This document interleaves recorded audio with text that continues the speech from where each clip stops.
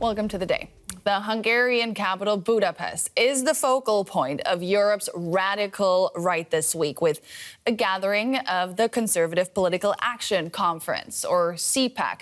CPAC originated in the United States, where in recent years it has mostly served to rally support for former U.S. President Donald Trump. Trump is seeking closer ties with like-minded politicians, including Hungary's Prime Minister Viktor Orban.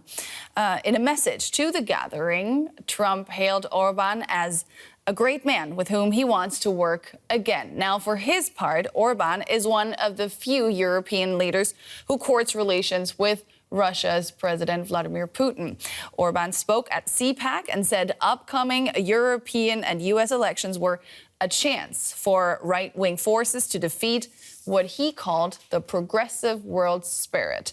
I'll get insights from an expert in a moment about Europe's radical right and efforts to cement relations with radical conservatives in the U.S. But first, our correspondent Alexandra van Namen reports from Budapest, where she was not given access to the conference.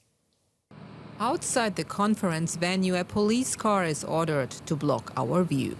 At one of the entrances, a security guard tells us to stop filming. It's not a movie, this is TV. Short movie, nem baj. Interview se. The far-right politicians and influencers gathering here in Budapest seem to prefer a closed-door setting. Unfortunately, DW was banned from attending the conference along with some other big outlets. Its organizers rejected our request, saying that the conference is a no-woke zone and that we will be welcome if we become less woke. And what does it mean, no woke zone? No woke zone, that this is not for the woke ideology. And this is what kind of ideology? Bad, very bad. Originally, the term woke described someone who is informed and conscious of social injustice and racial inequality. But in conservative circles, it's being used with negative connotations. Can you tell us what is the no-woke zone? You don't understand, no? Our purpose is the conservative values to come back to the scene, okay? Inside the venue, Prime Minister Viktor Orban fired up the crowd. The Hungarian leader, who's been widely criticized for dismantling the country's democratic institutions, made clear he believes the upcoming European and US elections will see the far right on the rise. Progresszív liberálisok érzik a veszélyt. Progressive liberals feel the danger. Replacing this era means replacing them. It means the end of the progressive world spirit. Make America great again. Make Europe great again. Go Donald Trump, go European sovereigntists. The government in Budapest wants to use the event to present itself as a lighthouse for right-wing forces. But Orban is facing serious pressure, says Zsuzsanna Szeleny, a foreign policy expert, domestically due to economic recession and internationally as well. He's badly needing this international support because he's also so very isolated in Europe. So this conference is more a message to Europeans than to Hungarians. He cannot really make a big win in Hungary on this conference. What he wants to demonstrate is that he's strong and that he is able to make alliances. But the event participants have different ideas and concepts. What unites them, the policy expert says, is the culture war against liberals. We can take a closer look now with political analyst Brandon Bohrn. He's a member of the Bertelsmann Foundation's Europe program. Brandon, welcome back to the day. Brothers in arms in the culture wars. Who are these self-proclaimed international woke busters? Well, the makeup of CPAC this year is a mix of the populist, anti-European, and frankly, in many ways, anti-democratic segments of Europe's political far-right elite. For example, you see Geert Wilders of the Netherlands giving a speech. You see members of the ousted Law and Justice Party of Poland also delivering speeches as well. The far-right member of Vox is also in attendance, a close ally of Viktor Orban. What's interesting from my perspective is that it's who's not there. You do have some senior U.S.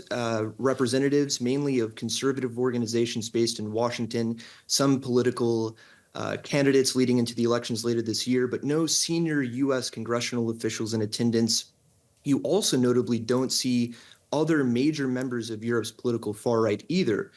Salvini, Meloni, Le Pen, these are individuals who are not in attendance, and I think it goes to show that not all far-right parties are created equal, that while there might be an anti-European thread connecting these parties, there's a distinct difference in approach. One more moderate, one certainly more extreme. Yeah, this event was hosted by Hungary's Viktor Orban. He's also been a guest at the American CPAC. Explain to us what his role in the European right is right now. Well, it's interesting to think about those individuals I just mentioned. These are, of course, leaders of the far right in Europe, but they're not members of leadership in their countries of origin. Geert Wilders' party in the Netherlands might have won the Dutch election last year, but its extreme positions, removing the Netherlands from the European Union, disallowed it from finding coalition partners. The Law and Justice Party left severe marks on Polish democracy, as we know it, but is, of course, not in government now. The Vox Party in Spain performed quite poorly in last year's Spanish election. But still, Viktor Orban represents a vision of Europe that really resonates with several segments of the European political far right.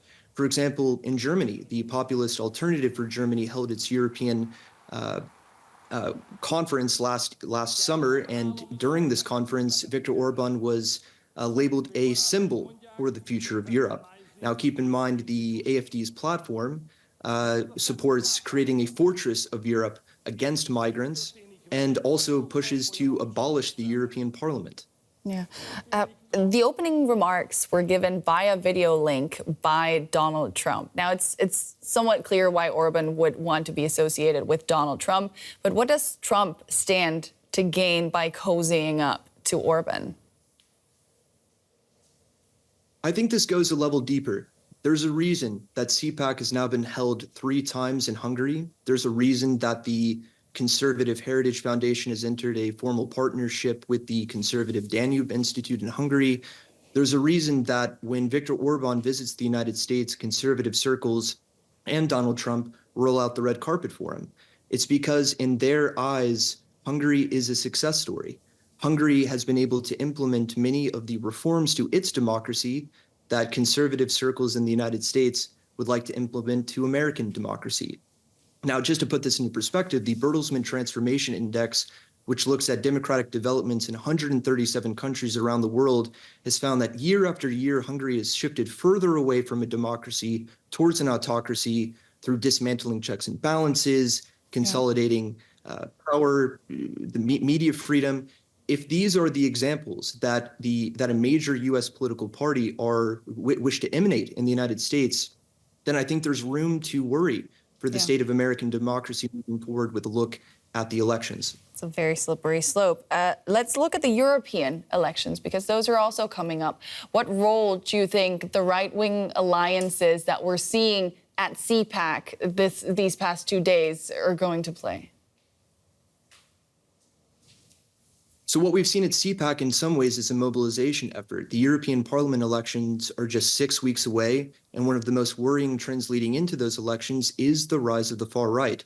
The far right is performing incredibly well in almost all corners of the European Union. And there's a reason this week that of 350 members of European Parliament interviewed by Politico, the common trend, the common worry is the far right.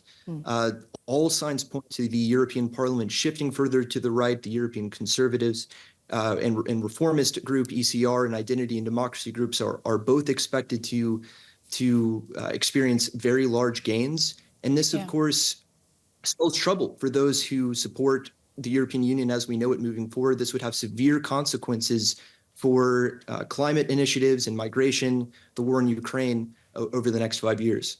That was Brandon Bohrn, member of the Bertelsmann Foundation's Europe program. Thank you so much for those insights. It was fascinating to have you on.